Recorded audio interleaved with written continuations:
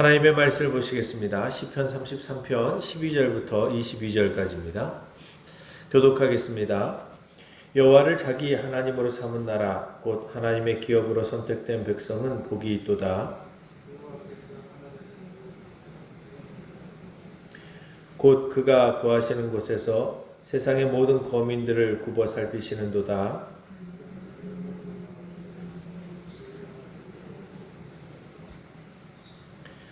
많은 군대로 구원 얻은 왕이 없으며 용사가 힘이 세어도 스스로 구원하지 못하는도다.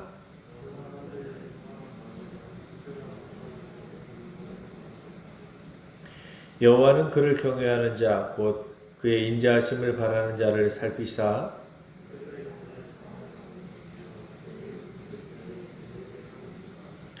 우리 영혼이 여호와를 바라며 그는 우리의 도움과 방패시로다.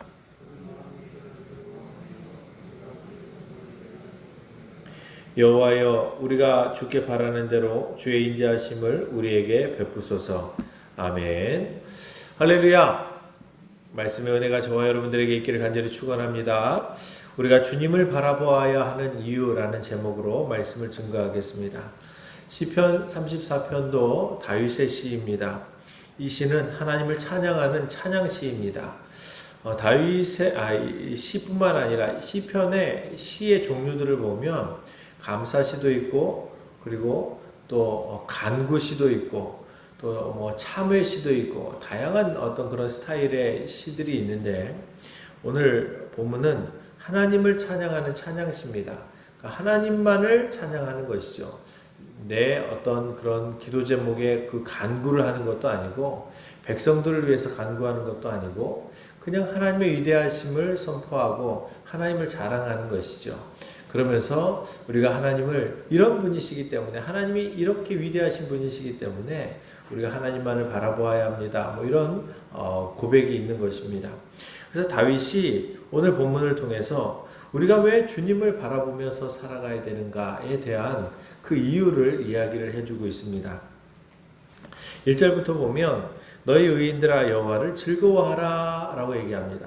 그리고 찬송은 정직한 자들이 마땅히 해야 될 것이라고 이야기하죠. 수금으로, 그리고 열줄 비파로, 새 노래로, 즐거운 소리로 하나님을 찬양하고, 그리고 연주하고, 그리고 하나님을 노래하라 라고 이렇게 이야기를 하는 것입니다. 자, 여기서 말하는 내용을 보면 악기로도 찬양을 하고, 그리고 새로운 노래로도 찬양을 하라는 것이죠. 새로운 노래라는 것이 무엇을 의미하겠습니까? 우리가 늘 새로운 곡을 작곡을 해가지고 그렇게 부를 때마다 새로운 찬양을 만들어내야 된다는 것을 의미할까요? 물론 문자적으로 보면 그렇게 할 수도 있죠.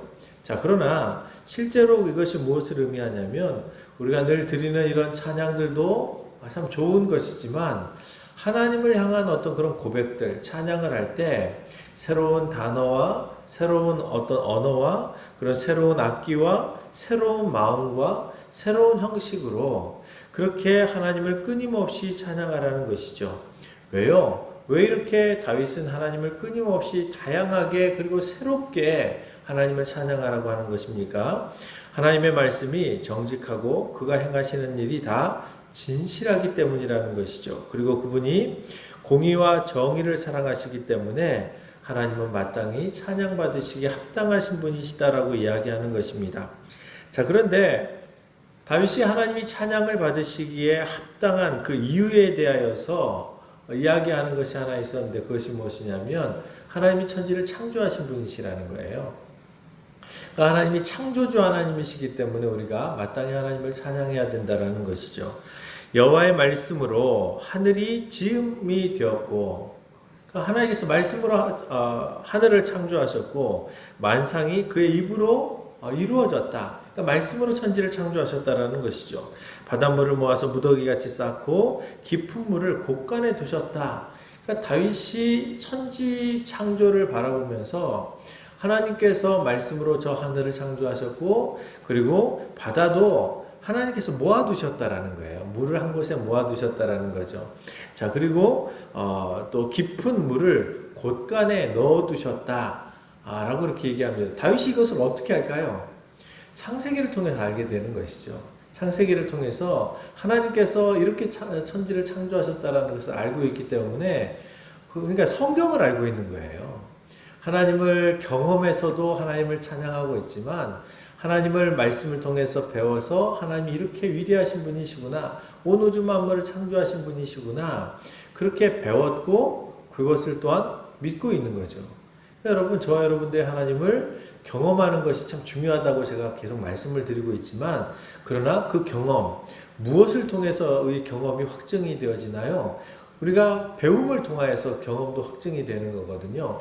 그리고 그 배움은 또 우리가 하나님을 경험하는 것을 통해서 또 확증이 되어지는 것이고, 그래서 우리가 배우는 것과 그리고 또 하나님을 경험하는 것이 두 개가 다 필요한 것이죠. 자, 그래서 온 땅은 하나님을 두려워하며 세상의 모든 거민들은 그를 경외해야 한다는 것입니다. 왜? 하나님이 창조의 하나님이시기 때문이죠. 그리고 하나님이 말씀으로 이 모든 것들을 이루셨고 또 명령하셔서 모든 것이 견고해졌다라고 이야기합니다.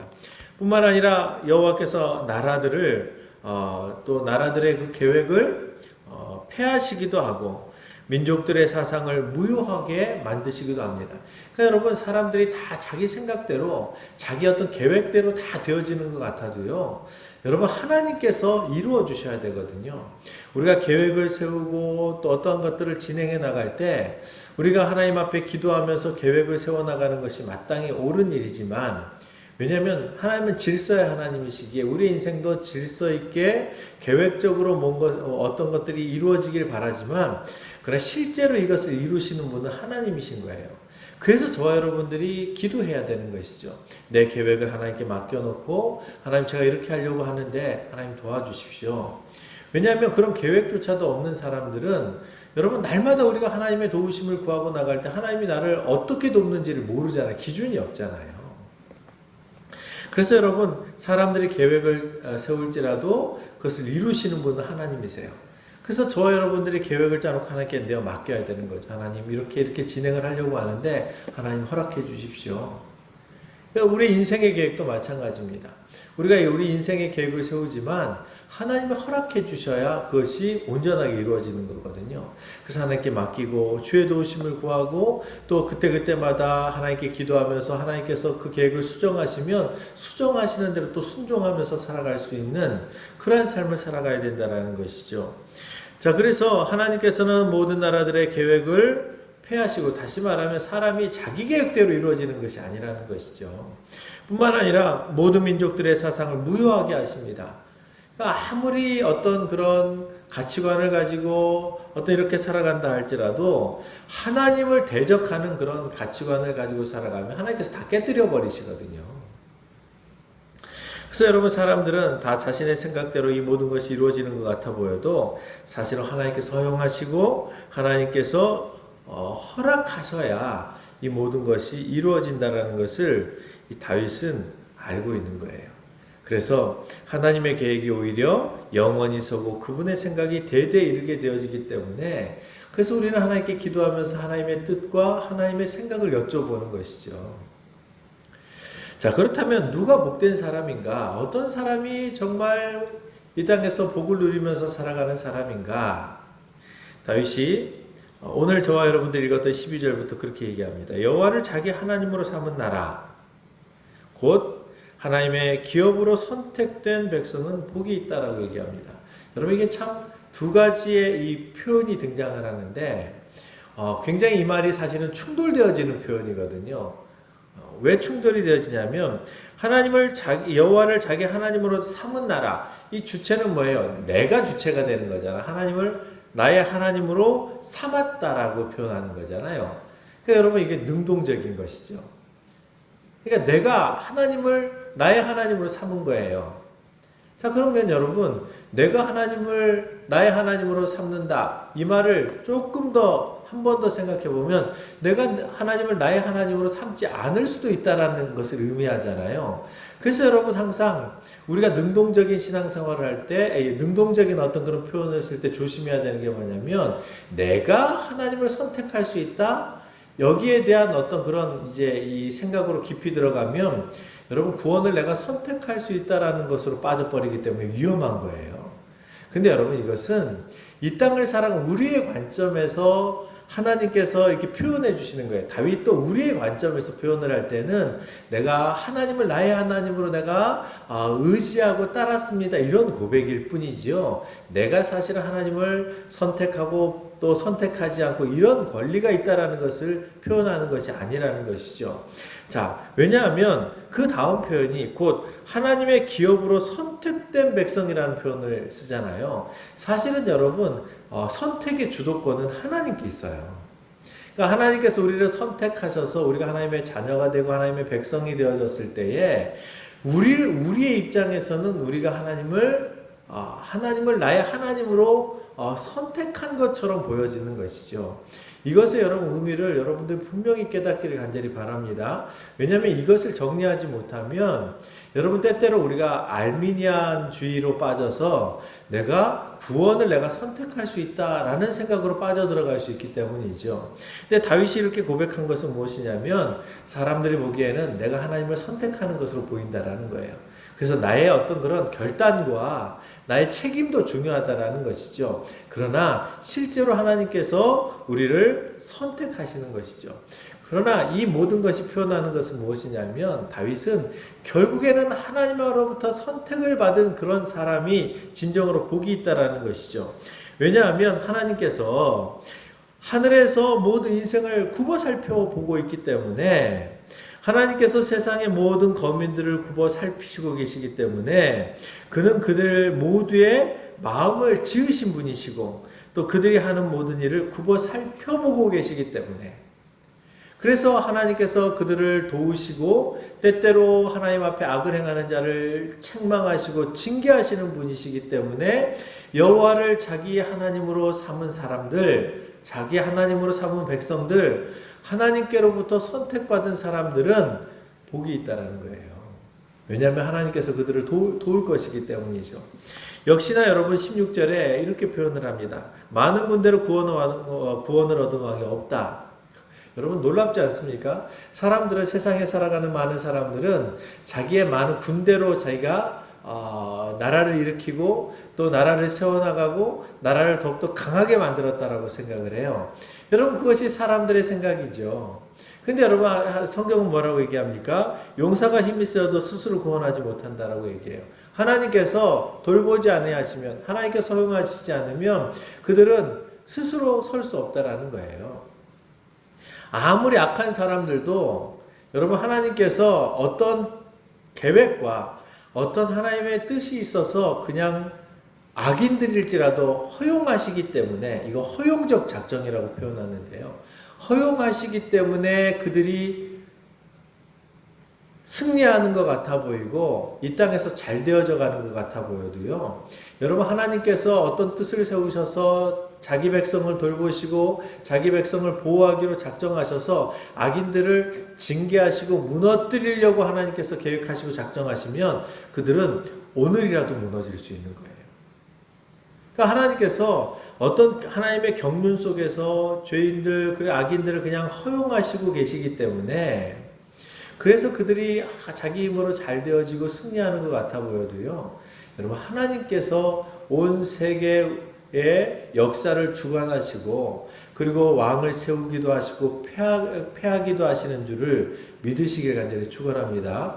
그래서 여호와를 자기 백성으로 삼은 사람, 하나님께로부터 선택을 받은 사람은 복된 사람이다라고 얘기하는 것이죠. 자, 구원하는 데 군마는 헛되며 군대가 많다 하여도 능히 구하지 못하는도다. 사람의 힘으로 자기 스스로를 구원할 수 없다라는 것입니다. 그러면 하나님께서는 어떤 사람을 도와요? 18절부터 여호와는 그를 경외하는 자, 하나님을 두려워하는 자, 하나님을 의지하는 자, 하나님을 믿고 순종하는 사람, 이런 사람들, 곧 그의 인자하심을 바라는 자를 살펴보시고 그들의 영혼을 사망에서 건지시며 그들이 줄일 때 그들을 살리신다라고 표현하는 거죠. 그래서 여러분 다윗이 뭐라고 얘기합니까? 그래서 내가 주님을 바라봅니다. 그래서 내가 주님을 의지합니다. 내가 아무리 왕이어도 하나님께서 나를 도우셔야 내가 전쟁에서 승리하는 것이지, 내가 왕이라고 해서 내가 군사들을 막 짜가지고 계획을 잘 짜고 이렇게 나가서 전쟁을 해 나간다 하더라도 하나님께서 도와주시지 않으면, 하나님께서 나를 지키시지 않으면 난 전쟁에서 패할 수밖에 없다라는 것이죠. 그래서 다윗이 늘 잘했던 게 뭐냐면 하나님께 여쭤보는 거였어요. 하나님 어찌하면 좋을까요? 하나님 제가 이런 계획을 가지고 있는데 하나님 이렇게 하면 될까요? 아니면 또 하나님께 여쭤봐서 하나님께 아이디어를 구하고 지혜를 구하고, 그래서 늘 하나님의 도우심을 구하면서 살아가는 것이죠. 20절에 이렇게 고백합니다. 우리의 영혼이 여호와를 바람이요. 내가 하나님을 바라보는 그 이유는 무엇이냐면 하나님이 우리의 도움과 방패가 되시기 때문이다. 우리 마음이 그를 즐거워하며 우리가 그의 성호를 의지하였기 때문에, 자, 여호와여 우리가 주를 바라는 대로 주의 인자하심을 우리에게 베풀어 주십시오라고 고백하는 것이죠. 사랑하는 성도 여러분, 우리가 주님을 바라보아야 될 이유가 무엇입니까? 하나님께서 온 우주 만물을 그리고 이 인생들을 굽어 살피시고 모든 것을 다스리시고 운행하고 계시기 때문이죠. 여러분, 내 인생이 내가 책임지고 살아가는 것 같아 보여도요, 아닙니다. 하나님께서 우리 인생을 이끌어 가세요. 그래서 우리가 하나님께 기도하고 하나님의 도우심을 구하고 날마다 하나님 앞에 여쭤보고 주의 도우심을 구하고 살아가면, 이거를 한마디로 다윗이 뭐라고 표현했냐면 여호와를 경외한다라고 표현한 거예요. 여호와를 경외하고 살아가면 이런 사람들이 하나님의 도우심을 받는 것이죠. 그래서 다윗은 내가 하나님을 바라보았던 이유가 하나님께서 모든 것을 다스리고 계시기 때문입니다. 온 우주 만물을 창조하신 분이신데, 그분이 온 역사를 주관하시는 분이신데, 전쟁도 한 나라를 세우시기도 하시고 패하시기도 하시는 분이신데, 그렇기 때문에 내가 주님을 바라볼 수밖에 없습니다. 주님, 저를 도와주십시오. 이 고백인 것이죠. 그러므로 오늘 하루를 살아가실 때 여러분, 우리가 어떻게 살아가야 됩니까? 오늘도 저와 여러분들이 하나님 내 삶에 개입해 주셔서 제 삶을 이끌어 주십시오. 하나님이 내 삶의 주인이십니다. 내가 하나님을 경외하면서 주님께 모든 것을 내어 맡기고 주의 인도하심을 따라갈 수 있게 도와주십시오. 이렇게 기도하면서 실제로 그분께 내 삶을 맡기고 살아갈 수 있어야 된다는 것입니다. 그러므로 오늘 하루도 저와 여러분들이 믿음으로 승리해 나갈 수 있는 저와 여러분 되어지기를, 주님만을 바라보며 살아갈 수 있기를 간절히 축원합니다. 기도하겠습니다. 이 시간에 기도할 때에 하나님, 우리가 주님만을 바라보며 살아갈 수 있게 도와주시고, 주님을 바라보며 살아가야 된 그 이유는 주님이 창조주 하나님이시기 때문입니다. 정말 내 삶의 주인으로 모시고 그분만을 따라가게 도와주시옵소서. 이 시간에 주님 한번 간절히 부르짖고 자유롭게 기도하시고 돌아가시겠습니다. 기도합니다.